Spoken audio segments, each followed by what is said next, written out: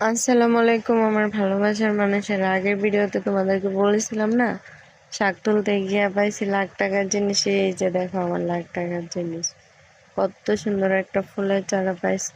এখন আবার অনেকে বলবে যে এটা আবার কেমন লাখ টাকার জিনিস।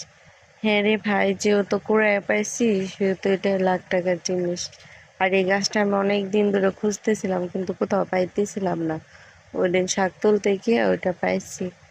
তো ভালোই, তো আমার কাছে অনেক ভালো লাগছে গাছটা, যে কারণে নিয়ে আসি।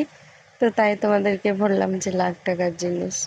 কেউ আবার আইসা বললো না যে এটা লাখ টাকার জিনিস এই সেই। আমার কাছে লাখ টাকার জিনিসই। হ্যাঁ, যেটা হইতেছে গা শখের জিনিস, ওটার কোনো টাকায় কোনো মাপ হয় না।